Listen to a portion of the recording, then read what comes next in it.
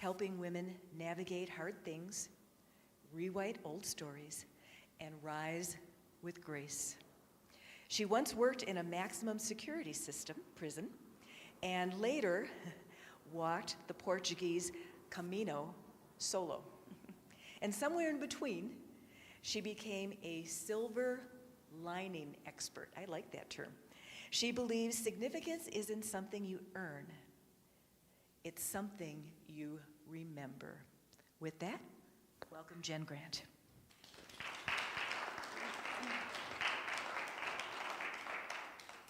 Good morning. Good morning and happy Sunday.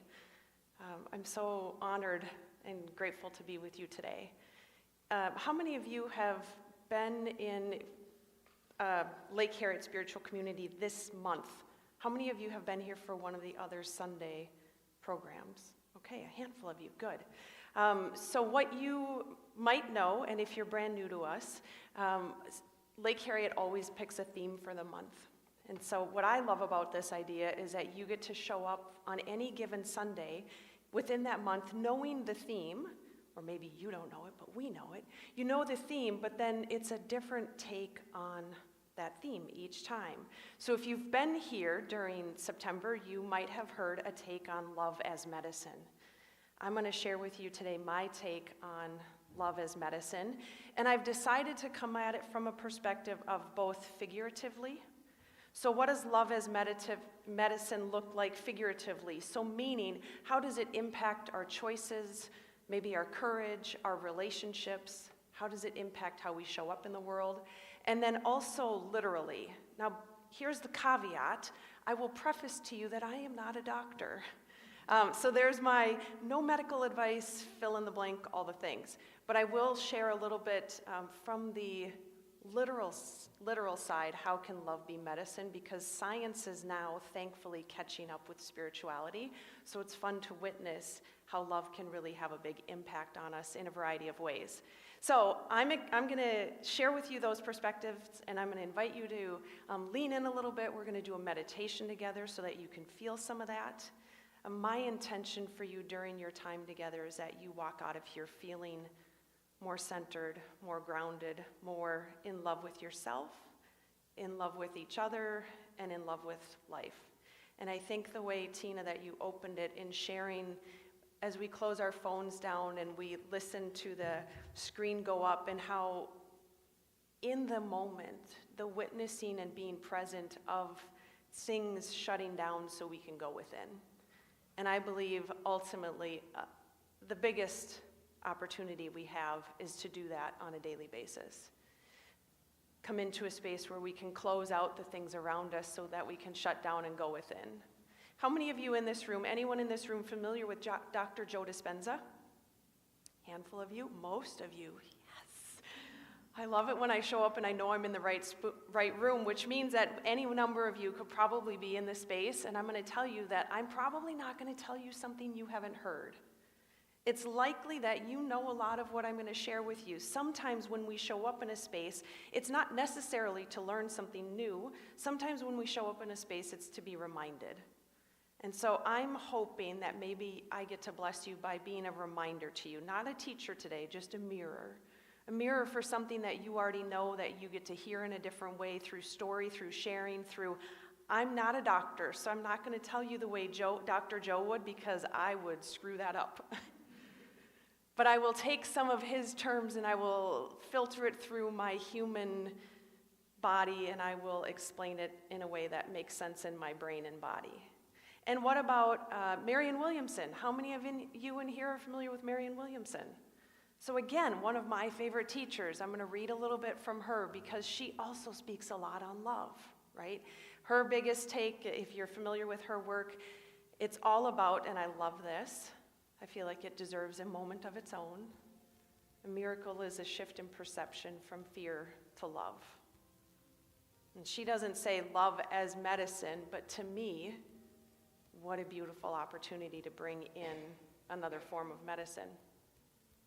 And what about this author? This is one of my newest, not new, newer to me. Have you ever had a time where something landed in your lap and maybe it wasn't the right time, and then you come back, for me, 14 years later, you're like, oh, where have you been all my life? And then I find the book that I'd had for 14 years, wrote in it April 2011, and now it's landing so perfectly. So that author is Og Mandino. Anyone familiar with Og? Ella, a couple people, okay. So I'm going to speak a little bit on his work and share from that space. But first, a story. I love stories. Tina mentioned that I did work in a prison. I was a corrections officer at an all-male maximum security prison a long time ago, 26 years ago is when I worked there. Incredible. We're not here to talk about that, but I will share all the stories. She also mentioned that later I walked the Portuguese Camino. If you've been in space with me, you might have heard me talk about that. That was last fall. At this time, a year ago today, on September 28th, was one of the most profound and impactful days I'd had on the Camino. Now, have you ever had a time when you're pushing so hard to find the sacred in something that you miss it altogether?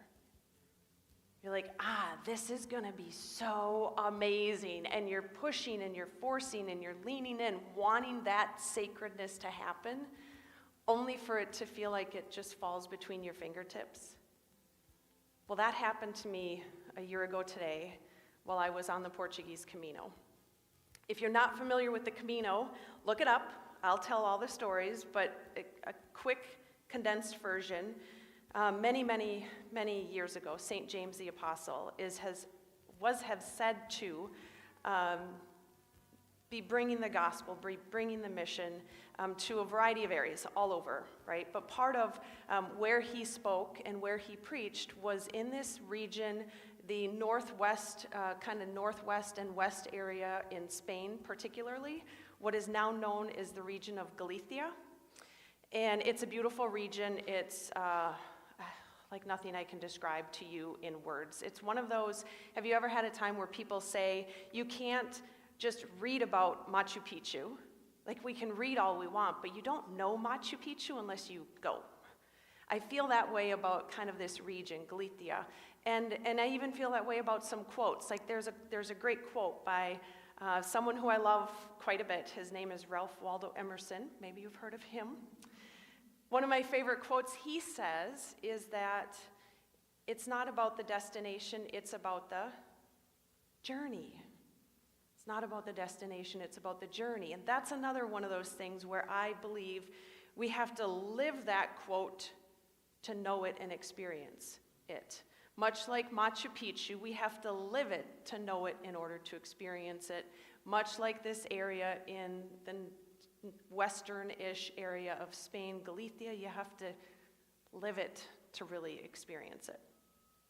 So on this day, I'm traveling, it's my last couple of days, and this is the area where I walked only a couple of miles and then I boarded a boat for this portion of the spiritual variant, is what they called it, on this Camino. So the Camino has many different routes, all of them leading to one spot, Santiago de Compostela in Spain. It's a large cathedral where St. James's body has been laid to rest.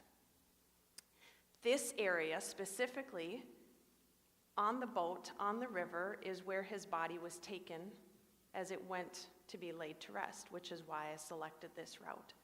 Now, so I wake up in the morning after having not slept the night before, so excited about this sacred experience I'm going to have, like total out-of-body experience, all up in my head about how amazing it is to be on the same river that St. James's body traveled when they took him to the cathedral. And then my final miles that I walked is the similar path that his body was taken in carriage in order to get to the cathedral to be laid to rest there. I was like a kid heading to Disney the next day.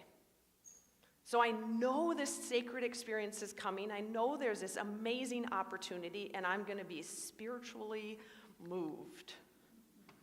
I was convinced. because I know how to do spiritual. I teach meditation. I practice it. I wrote a book about it. So I wake up that morning. It's early, it's dark, and it is said that along this water route, there are 17 crosses. And they're all meant to be markers along the Camino to know that you're in the right area, that you're going the right way. 12 of those are meant to be seen from the boat. The other 5 are hidden from the boat, but there's a separate walking path. Again, I took the water path because I wanted the way that St. James actually went, which is so not spiritual, I understand. And still, I'm a human. So I was excited. I got up early. I walked my couple of miles to get to the boat. It's dark, and it was freezing cold. I don't care, though, because I'm a girl from Minnesota. I know how to do cold. I have ice fished. And not like, come on, friends, not like year 2025 ice fishing where, like, you have a TV and you're there in a shorts and a T-shirt. Not like that kind of ice fishing. I'm talking about January, out, and you have maybe a tent, but probably you're on a bucket on the ice in your Carhartts. Like, I know how to ice fish when it's cold. So I'm convinced that I'm going to get on this boat with 149 strangers, and I'm going to move to the very front so that I can see these crosses that I am desperately waiting to have a sacred experience with. Now, it is not lost on me that I had walked 35 days prior to that.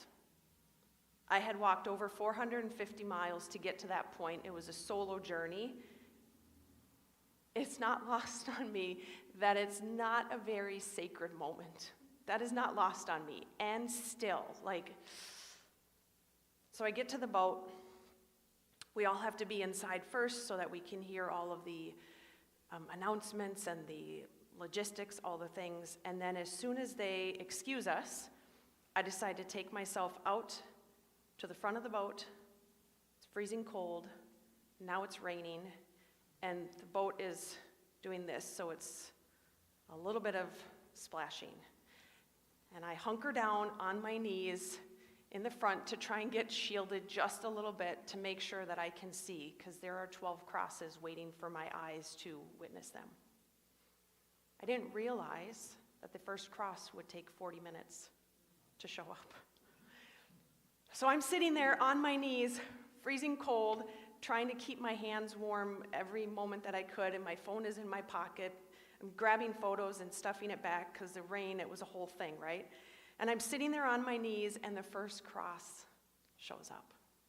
And we had a moment. It was like you could see it in the distance, and like, you know it's coming. And I'm having a moment with the cross, maybe just the way everyone else is having their own moments with the cross. And I'm having a moment with the cross, and I can feel the emotion, like, wow, like that cross is older than the United States. So old. And there it is, still standing. And it's almost like this cross just kind of pops up. It's on this rock, and it just kind of pops up, and all of a sudden, there it is. And as I'm having a moment with this cross, as we get a little bit closer, but not too close because we're a big boat, so we're not allowed to go too close, I notice a speedboat with maybe 6, 8, 10 passengers on it. And this speedboat is bobbing and weaving. That's what I'm trying to say. Bobbing and weaving instead of beaving, in case you weren't sure. Bobbing and weaving, beaving. This speedboat is bobbing and weaving kind of in and out, and it gets to stop feet in front of the cross. And it stops, and you can see the water calming around it, and we're still way over here, and I'm watching them sit in front of this cross as our boat goes by, and I snap a photo because I realize we're not doing what that boat did, and I snap a photo, and I have a moment, and it's magic, and also, what is going on? Like, how unfair. The human in me is frustrated. Why do they come on? Like, are you kidding me? So then I hunker back down and, I'm waiting for the next cross, and the next cross is on the other side. So think of it if you've ever been like on a river where you have the green and the red and they show you which side you're supposed to be driving your boat on. It's kind of like that, but not. They're like big, beautiful old crosses, right? So they're kind of on each side. Some are a little bit hidden.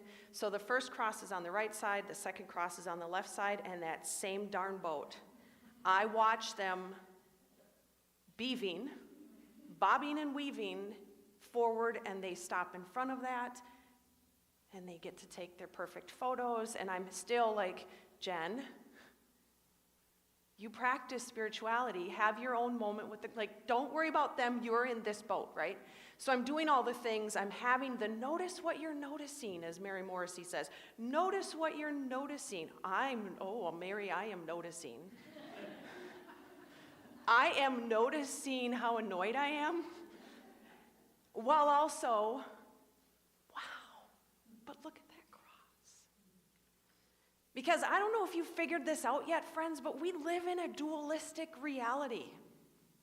Contrast does exist, and it doesn't matter how much we spiritualize ourselves, contrast still lives within us. And I believe that contrast gets to show up in order to help us see where we haven't been healed yet. So I'm noticing the noticing while also freezing cold, watching this cross, and then that boat takes off, and now we just never see them again because they're just that fast. In the meantime, 3 other boats have done, so there are 4 speedboats. I don't even want to talk anymore about the speedboats. You get the idea. As we keep going forward, I'm still hunkered down in the front, determined to see all 12, and I've seen 2 so far. And then up on the left again, I had this photo on my profile page. It was so meaningful. I saw crosses 3, 4, and 5, and it was a set of 3 crosses on the left. Allowing myself to be in that moment, even just for a moment, fully present, I can bring myself right back to that emotion and the power of those 3 crosses just sitting there like nothing you've ever seen before, right?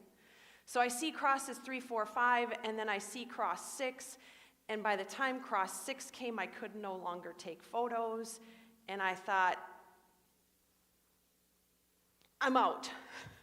And I got up, and I went back into the boat because my fingers were no longer working.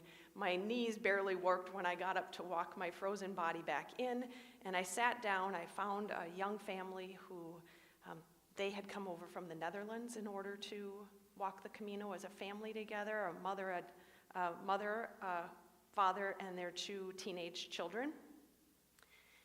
And I sat there listening and visiting with them, and I allowed myself to drop in to be present with them. Meanwhile, I missed the last 6 crosses.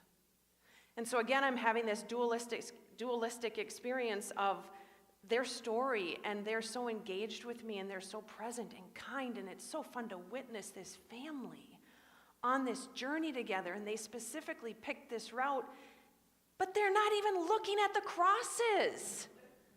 Why are you on this journey? Like, I'm having such a crazy duality in my brain during this moment. And yes, Mary Morrissey, I'm noticing what I'm noticing. I'm noticing that it's so conflicting in my body. We get to where we're supposed to get. We can't even park where we're supposed to park because there's construction. Hello, Minnesota. So there's construction there, so our boat has to park back here. Fine, what's the difference? I missed all those crosses anyway. So I get off the boat and I cross the bridge, beautiful bridge. I'm gonna go over here and have a cup of coffee and warm up, and I need to get straight with myself, right? Because at this point, girl, man, were you even present?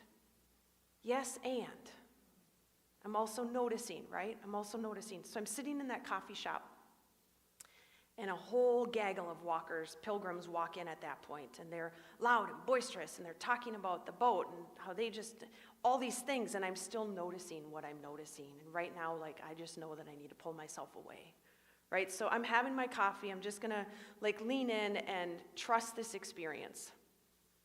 As a hashtag silver lining expert, I'm going to find the goodness in it. Because that's what I do. I'm going to find the goodness, right? I mean, come on, we can rattle off the goodness. I'm in Spain. There's one right out of the gate, right? I'm in Spain. I'm doing what not very many people get to do. I'm walking the Portuguese Camino. I'm surrounded by other people walking the Camino. Are they walking it the way I would walk? Not necessarily. Is it better or worse? Doesn't matter. I'm here, I'm supported, I'm capable, I am financially stable, I'm financially able to purchase myself a cup of coffee and warm up. There's a plate, like all of these things, right? So I start having those moments drop in. And in that moment, I hear Marianne Williamson's words, and I'm going to read them to you.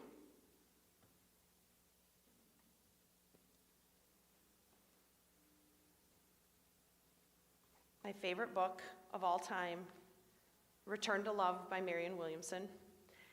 Friends, I'm going to read you something out of the introduction. And if it's that good in the introduction, imagine how good the rest of the book is. Love is what we were born with. Fear is what we have learned here.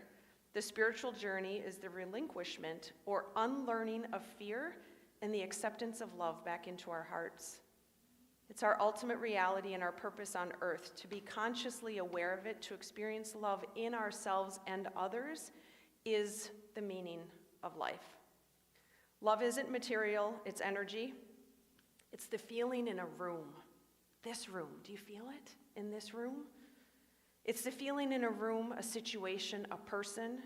Money can't buy it, sex doesn't guarantee it, and it has nothing at all to do with the physical world, but it can be expressed nonetheless. We experience it as kindness, giving, mercy, compassion, peace, joy, acceptance, non-judgment, joining, and intimacy. And in that moment, as I'm sitting there drinking my coffee, I have that shift in perception from fear to love. It's because that's all it takes. It's a choice, right? At the beginning, Tina mentioned in my bio that I believe significance isn't something you need to earn. I believe significance is something you need to remember, and that remembering is a choice. Just like a shift in perception from fear to love, that is a choice. So I can sit there and be frustrated about all of these humans not being spiritual the way I would be spiritual. Hello, judgment. Nice to meet you. Right? I can do that, certainly. And that's going to keep me on the spectrum side of fear, anger, resentment, frustration, annoyance. And then you know what I'm going to find? More things to be angry, annoyed, frustrated, fill in the blank, right? Or I can have the shift in perception and say, what would love look like? How can I be grateful? How can I expand? How can I find the goodness? So then I take a breath and I unwind my experience. Is it possible that I can be grateful that I met that family from the Netherlands who for the first time were journeying on a Camino together as a family? They only had a week to do it, and so they picked the last 5 days to be able to walk it, but their kids joined them. How amazing. Can I be grateful that I was able to see 6 of those crosses with my own bare eyes and take photos of them that I still cherish and I can still feel moved by? Yes. Can I be grateful instead of, there's 115 people, how annoying, can I instead look at it and say, look at all these people who are having some sort of their own experience? What if they're moved even just a little bit? Can I be grateful for having a little bit of shelter out of the rain so that I'm not freezing cold the whole time, right? There are so many things. We just have to choose to see it differently. So I decide in that coffee shop, I'm going to put that back down, and it's a practice, right? A shift in perception from fear to love is always a practice, and when we think we've done it, friends, go home to your family and they'll remind you how much work you have yet to do. At least mine does. Maybe yours doesn't, mine does. So I decided in that cafe that I'm done with that and I'm going to move forward with a new perception. And I walk out my hand's open. I know that I want to see a path. I still have 5 or 6 miles to walk, but there's a convent that I want to go and see. I've heard about this convent, so I start walking the path to the convent. Somewhere along the way, I get lost, and I'm also trusting the process. I had been lost on my walk before this, on this journey, and found incredible things. So I don't believe we're ever really lost. I believe it's an opportunity for us to be found in a completely different way.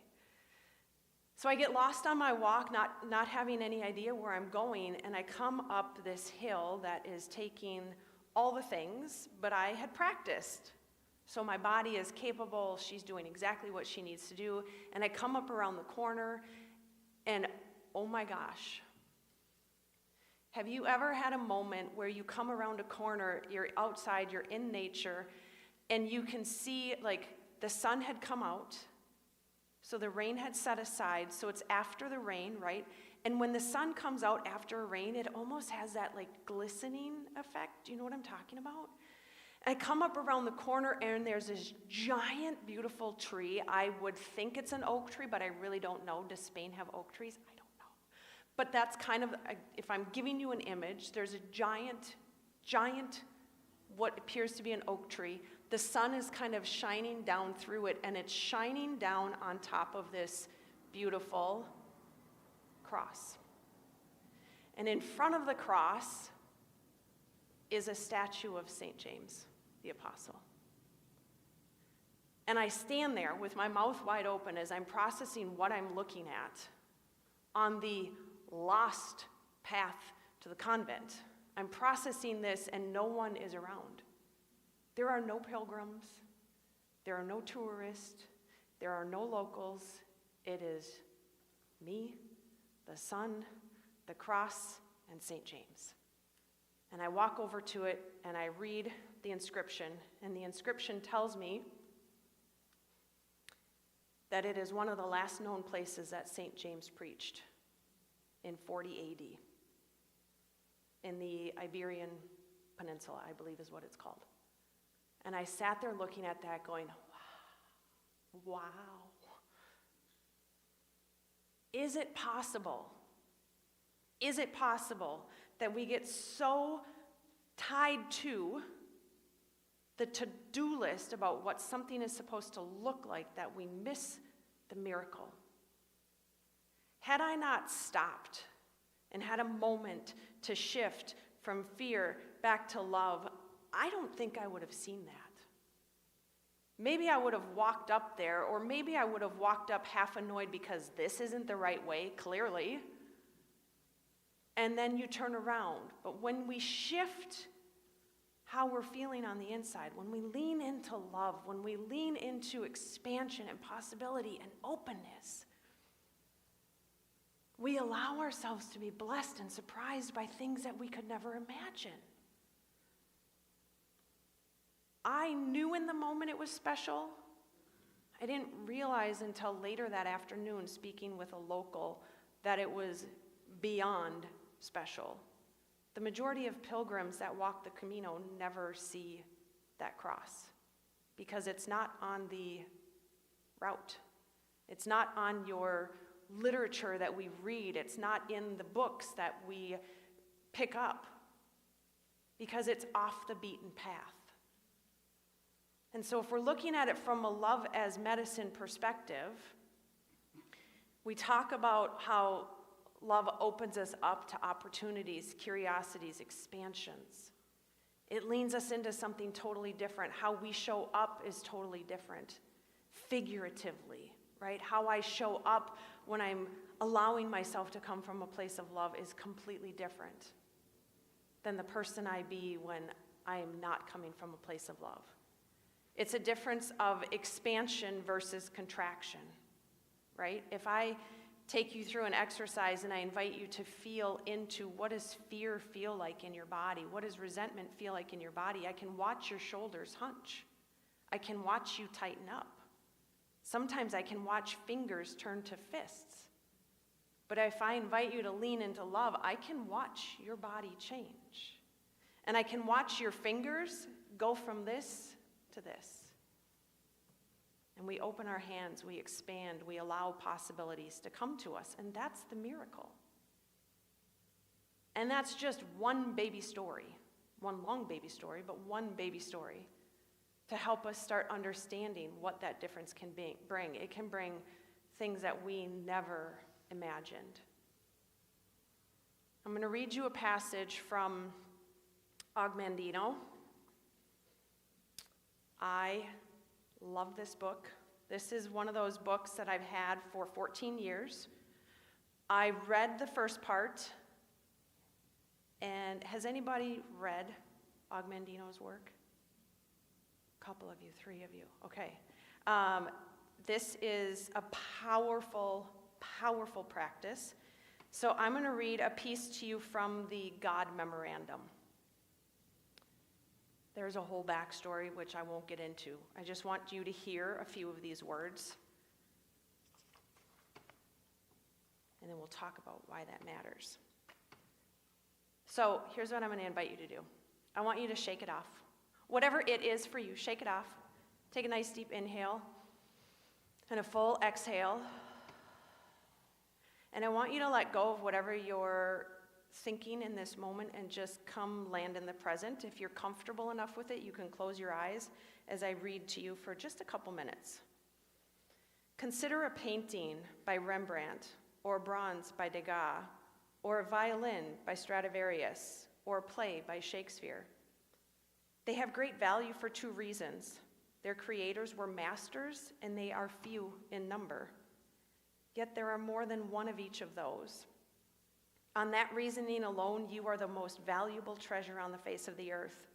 For you know who created you, and there is only one of you.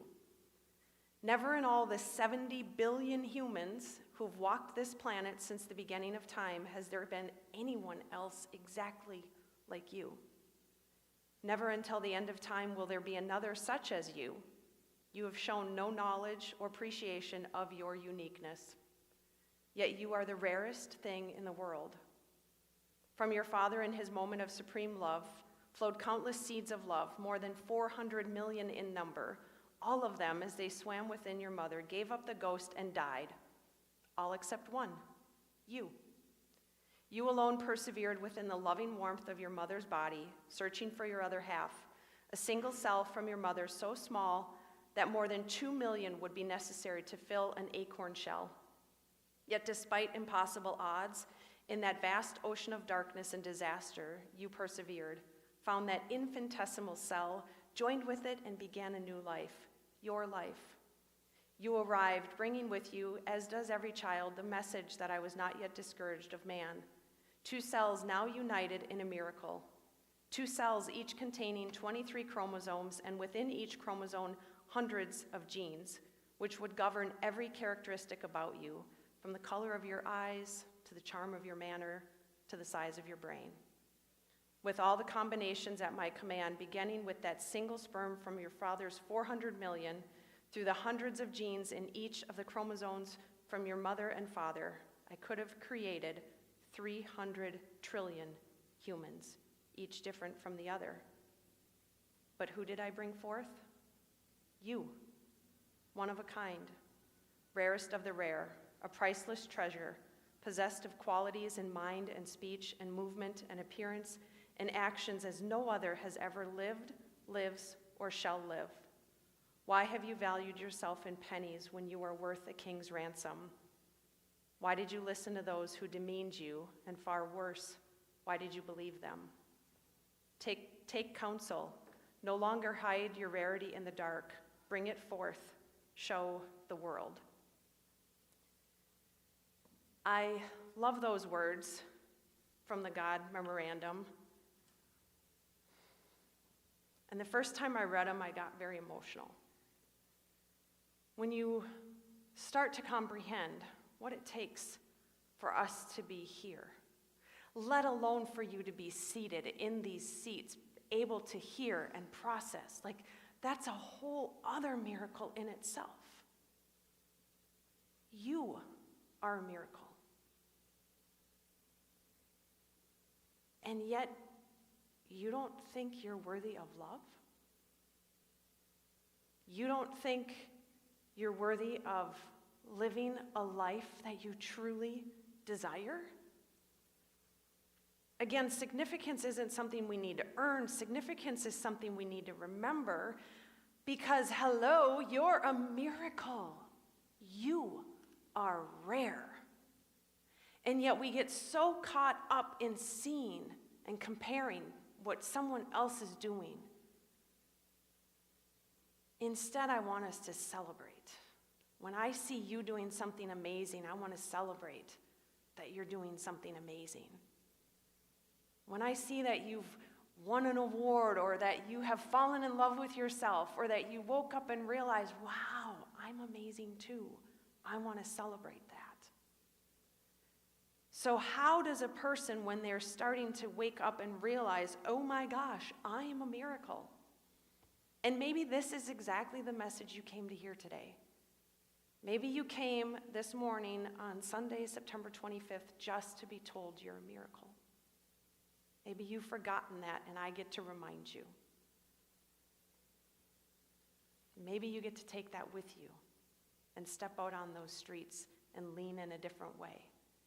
Because what we know for sure, figuratively or not, is love as medicine. It is a medicine and an opportunity for us to live in a way that's really impactful. Another piece within the Ogmandino book that I am currently practicing right now, I have committed myself to a 10-month journey of sorts. And it's reading the different scrolls within the book. And tomorrow starts week 4. I won't read you the entire scroll, but I'm going to give you a few words from it. So this scroll sounds like, I will greet this day with love in my heart. And it talks about how when I greet the light, it warms my spirit. Yet when I also honor the darkness, it shows me the stars. Right? And this work, these words remind me a lot of what we know about Abraham Hicks' work. Anyone in here familiar with Abraham Hicks' work? Right? Hands up. I love that. So all of these messages you've seen, I'm pulling out a variety of different people and teachers because we're all saying the same thing. Contrast gives us the opportunity to see things in a new way. Instead of fearing the dark, what if I can look at the dark and say, oh, but look at the stars. Look at the stars. One of the passages in the book that I love within the scroll that I'm reading right now is, I'm going to read it to you because I want to get it right. I think you will, the first time I read this, I chuckled. Maybe you will chuckle too. Maybe that's not very spiritual, but it's the truth. Moment. You know what, if I don't find, got it. I will greet this day with love in my heart. And how will I act? I will love all manners of men, for each has qualities to be admired, even though they be hidden. Interesting, right? Even though they be hidden. How many times have we met someone and we think, maybe we don't tell them, but we think, oh, there's really nothing lovable about you. I mean, I'm standing in front of you, so I will tell you that I have done that before. But they may be hidden, right? They have those qualities too. What if instead we say, with love I will tear down the wall of suspicion and hate, which they build around their hearts, and in its place will I build bridges that my love may enter their souls. I will love the ambitious for they can inspire me. I will love the failures, for they can teach me. I will love the kings, for they are but human. I will love the meek, for they are divine. I will love the rich, for they are yet lonely. I will love the poor, for they are so many. I will love the young for the faith they hold. I will love the old for the wisdom they share. I will love the beautiful for their eyes of sadness. I will love the ugly for their souls of peace. I will greet this day with love in my heart. It's an entire scroll, and if it's something you're interested in, I would encourage you to check it out. You let me know. I'll send you all the resources and things I'm sharing with you today. And it's interesting, how many of you in the room have ever done a cleanse? Like a food cleanse, Okay, a handful. Okay, good. Then I'm in good company again. If you've done a cleanse, you might know that it gets worse before it gets better. Have you had this experience? Like, I'm gonna cleanse, right? We do it and we're so proud of ourselves, and then we start the process and we're like, wait a minute, this is supposed to help me feel better, not worse. And suddenly I feel way worse. But you know, if you keep going, that you start to feel better, and then you feel better, and then you feel even better, right? I'm feeling that way with the scroll. I'm a pretty spiritual person. My personal motto is lead with love. For self, others, earth. I lean into it often, all the time. And yet, reading this scroll 3 times a day, every day for the last 3 weeks, I am noticing what I'm noticing.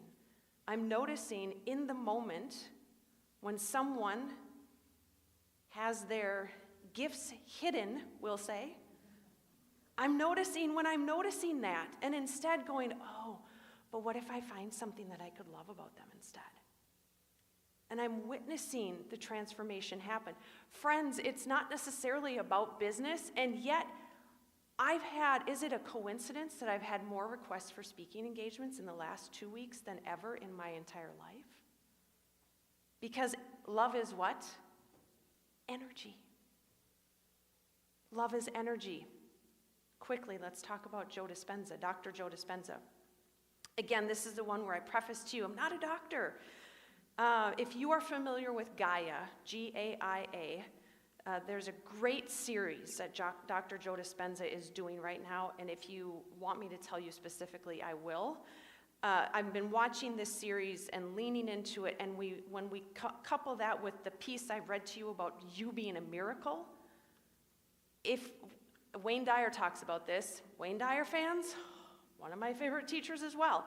So he talked about this, and then to witness Joe Dispenza talk about it in a way that, like, the science background, so Wayne brought it from a perspective of a spiritual background, and Dr. Joe brings it from the perspective of a science background. Dr. Wayne talked about it from the perspective of we allow ourselves to create as women, we create the babies in our body, right? And we just trust that it's going to put the eyes where the eyes need to be. And, like, I don't have to talk to my stomach in order for it to do those things. That just happens, right? But then what happens, Wayne talks about, is when the baby is born, then we look at it and say, okay, thanks God, I've got it from here. I will raise this baby now. When instead, when we look at Dr. Joe Dispenza's work, the miracle that created you is also working through us all the time. So this miracle that created you and put you together, all we have to do, according to Dr. Joe Dispenza, is lean into brain-heart coherence through a meditation practice, focusing on the love within, and we can a lot of times heal ourselves from the same energy that created us inside when we were in the womb. It's powerful. So I'm going to invite you to go check out Dr. Joe Dispenza so you can learn more about how literally love can be medicine for our bodies.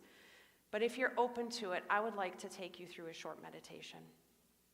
So if you want to put your feet on the floor, if that's comfortable for you, sit up nice and straight if that's comfortable for you. We're going to put our hands in Gyan Mudra, so thumb touching fingertip. Pointer finger is what that is. And then you are going to cross them. So left hand first over the heart, and then right hand comes on top. So the circles are connected. Well done, Ellie, you got it. So left hand, right hand on top, got it? And then your fingers just kind of soften in. You're gonna get comfortable, like shake it out. Take a nice deep inhale. Full exhale. With your eyes closed if that's comfortable for you. And we're gonna out loud together say the mantra, love is love. And then there'll be a breath in between, and then we continue that mantra. We'll just do this for a short bit. Take a nice deep inhale to prepare. Full exhale, and you can just join in. Love is love. Love is love. Love is love. Love is love. Love is love. Love is love. Love is love. Love is love. Love is love. Love is love. Love is love. Love is love. Love is love. Keep going internally for a moment.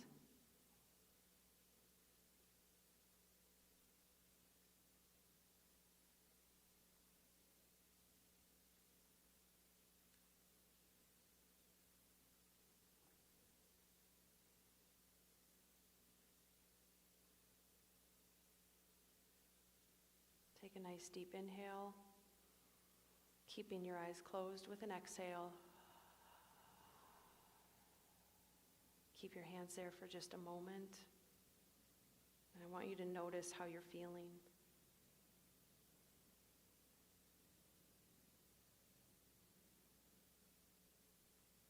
When you're ready, you can gently open your eyes, gently shake your hands and bring them down to your side. So a short practice for brain and heart coherence, bringing the brain and the heart together, because I don't know if you've ever heard this, but they say, even though it's just such a short distance, it's one of the farthest, biggest gaps we have. Because so often we get so caught up in here that we forget to lean in here. And yes, we're physical meat suits, but friends, the heart of who we are is energy. And at the very heart of who we are is love. And all of those teachers say it differently, but it's the same idea. So Marianne Williamson says it's a return to love. Og Mandino says it's a shield, it's an opportunity, it's a force that we can use. Abraham Hicks refers to it as alignment. Dr. Joe Dispenza refers to it as coherence. Whatever you want to call it, love is love. And love gets to be medicine, both figuratively and literally, as long as you're committed to making it a choice, as long as you're committed to leaning in. So back to that boat, sitting on my knees in the freezing cold, in the silence, thinking I'm missing what's there for me. Friends, I want you to consider that you never miss what's meant to be yours, as long as you allow yourself to have that shift in perspective, in perception, and lean back into love. I want to thank you for being in this room and leaning in to love, being love as medicine for you.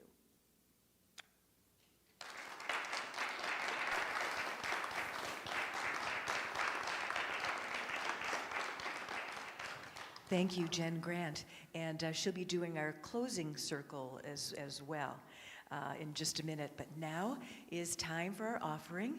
And as you are digging deep, I am reminding you that we are an independent organization, totally dependent on your individual donations. So you can dig deep now. You can go on our website, lakeherrittspiritualcommunity.org, and be a regular sustaining member. And we also have Venmo too. And so that's also available. There's some baskets in the back if you want to scan those as well. Or the usher can even give you the little Venmo card as the baskets are being passed around. So I think maybe Evan and Ella might be passing the baskets. Okay.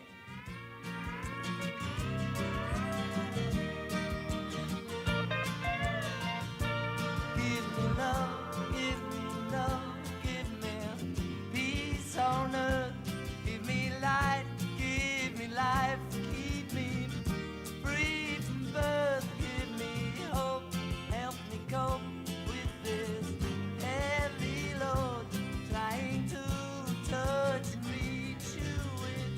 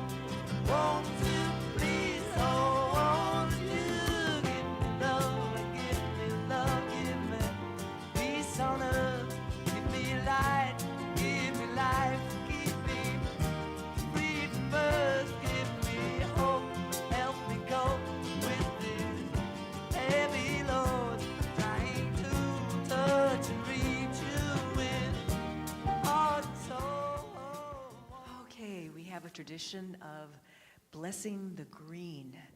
So if you will join me and infuse it with the love from your heart to the green so that it multiplies. Okay, repeat after me. God's perfect love, flowing through me, blesses and multiplies all that I give, all that I receive, and all that I am. Aho. Okay, let's circle up for a closing circle.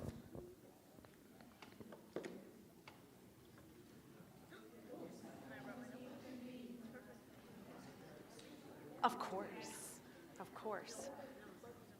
Oh, sorry. Friends, while we're gathering, I will just make sure you know this. On the chairs over